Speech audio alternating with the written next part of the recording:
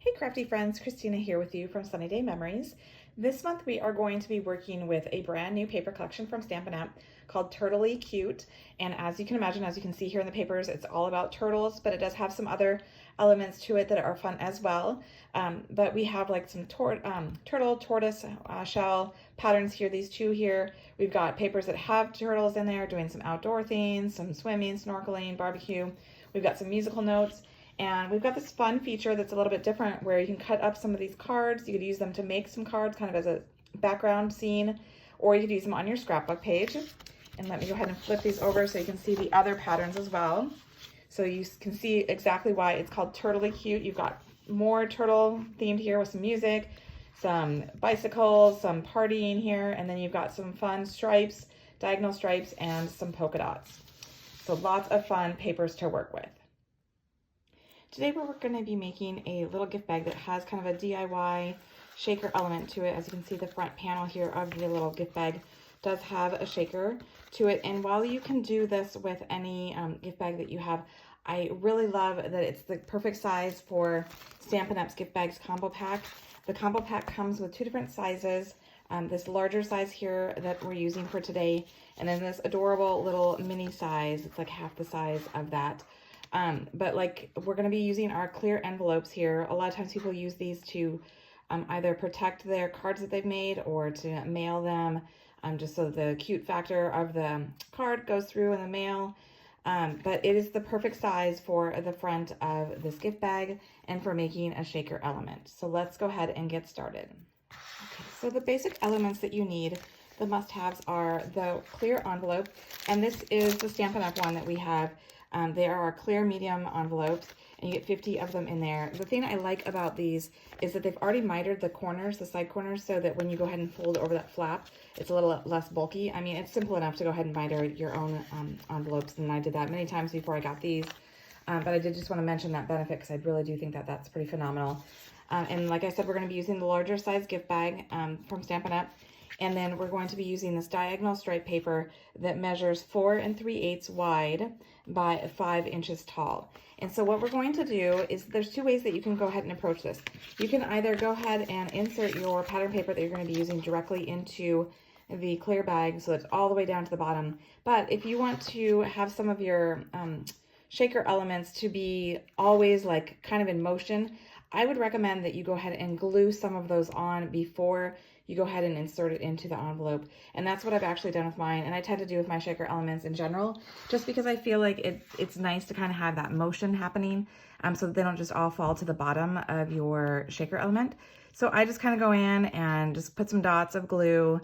There's really no rhyme or reason or, you know, minimum number that you need to do. It's whatever you feel like you want to do. And then I'm going to taking our loose shaker elements here. These are great because they are iridescent for the most part, and so they pick up all of the colors that you're working with. And I just go ahead and sprinkle it on here, and then I just kind of move over different elements into that glue so that then it can hold. And then I let this dry before I go ahead and put it into my clear envelope. You could actually use, if you are, you know, not wanting to wait for it to dry, you could use some micro or mini glue dots as well, depending on the size of your shaker elements. These are pretty small, so that's why I'm going ahead and using a liquid glue. And I do feel like the liquid glue is really good as well, but it's completely up to you and your project. Once you've gone ahead and let it dry and you don't see any of the glue showing through, you can go ahead and insert it into your envelope. You just don't want to put it in while the glue's still wet if you're using that liquid glue, because you don't want the envelope to stick to the paper. You want the elements that you're going to put in here to be able to move around. And then you're just going to go and put some pinches of your shaker element, how much ever you want in there, until it's just how you want it full. And then I would recommend using a bone folder and go ahead and pull back that flap and go ahead and crease on there, because that's going to give you a nice crease, so that way when you do go ahead and remove that liner, that backing on there, and seal it closed, it will stay nice and crisp there. So using that bone folder is a really nice addition to that. Okay, so I've gone ahead and sealed that so it's all closed. It's nice and tight because I used my bone folder to have that nice crease. So the next thing you would obviously do is go ahead and glue it to your gift bag. But I will caution you, not caution, I just wanted to have you think about, do you want it to have a straight edge like this, or do you want to make it a little bit more decorative And that's what I've done here in my sample is I've gone ahead and I've used our new Fancy Borders dies. And I've taken this one right here, which is a nice straight edge, but it just has little scallops, little points, and it just adds a nice little touch to the top part of your gift bag. And you don't have to take very much off of it. You just go ahead and place your die on here as you want. Again, just taking a very small amount off of it, run it through your die cutting machine, and then you're ready to go ahead and adhere on your shaker element. Some tips I wanted to go ahead and give you regarding doing this. So I did have it really close to the edge, like I was saying, because I don't want to take too much off from my bag. But you might want to center it so that you kind of have a similar, so it's more balanced. So you can kind of see where the peak is here on these two edges. So I kind of tried to balance it so it's a little bit of the rounded edge on each end of that. And then I did use some washi tape here to kind of hold it in place so that it wouldn't move around. And the third thing that I would give you a tip as is it's best to run, if you can run items like this that are thin through your die cutting machine like this so that the pressure gets a longer time to go across versus going in and it's like all at once. So those are my little tips for your die cutting of your gift bag. And if you find that it doesn't cut all the way through, like I have just a little tiny piece there that didn't get it, just go ahead and go in there and snip it. See, you can't even tell. So good as new. So then you have this nice decorative edge to the top of your gift bag. So then what we're going to do is I'm using the tear and tape so that I have a really strong hold. So I'm putting it on all 4 of the sides so that it goes all the way around. And while it's not important to have exactly every edge, I still do kind of go around each with complete coverage just because I want to make sure that it does have a really good hold, since the shaker element is pretty much the whole front face of my gift bag. And then I'm just taking my U-Pick tool here to take off the backing. Since I have no nails, this is like a really helpful tool. And then I'm going to go ahead and center it. Let's see. Center it all the way down here at the bottom of the base. Center it from left and right. So you will have a little bit of that white gift bag showing through on the left and right side.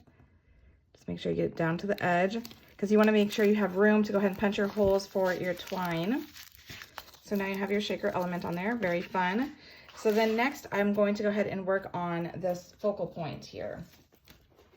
So I wanted to go ahead and add a little bit more party feel to this front focal point. So I've gone ahead and I've taken some Pool Party, and I've already used our 3D embossing folder here, our dotted circle 3D folder, because I thought that the dots were kind of fun, kind of festive, kind of like the confetti or the shaker elements that we're using there. And this measures 3.5 long by 1.25 tall.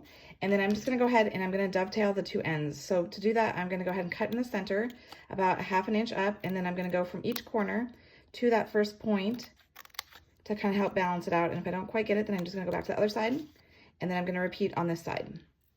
So that one's going to go right there. And so then I went ahead and I used another one of my favorite dies. I've been using this a lot. This is the framed scenes dies. I've been using the 2 ovals as well as this fun wood frame here quite a bit, but for this one I'm going to use the 2 ovals. So I'm going to use the larger oval to cut out a real red piece, and that's done right there. And then I'm going to take the smaller one and I'm going to go to my paper here, and I'm going to find one of the images that I like. And you don't have to, I know we're always like feeling like we have to have the full image. You don't have to have the full image for what you're doing. You can just do a partial. So I just did the partial here, getting him with his little chef hat on and the cute little cake. So you could do that one. You could do the birthday hat with a little present.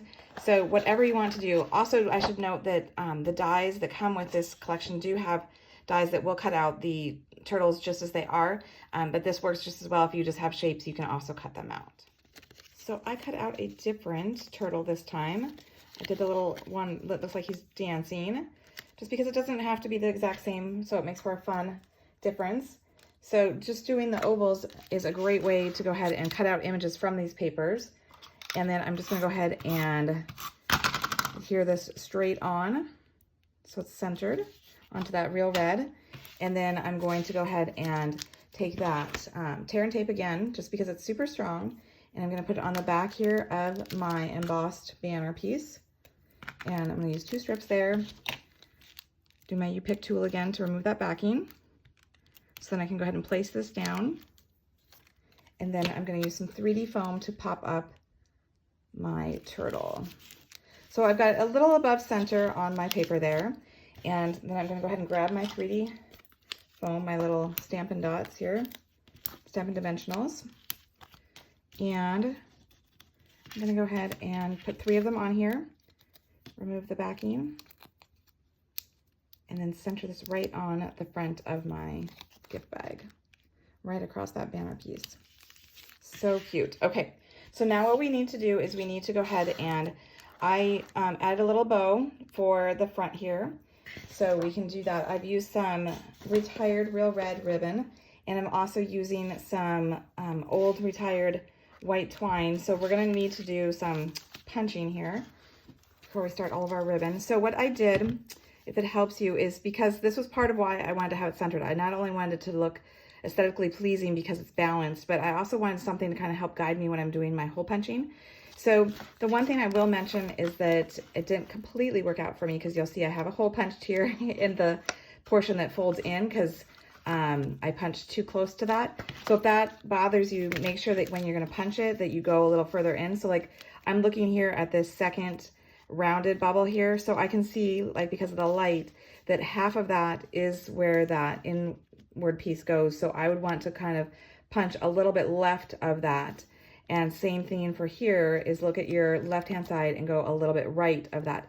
So that way you know that you are clearing that center panel, because I did not think about that in my first go.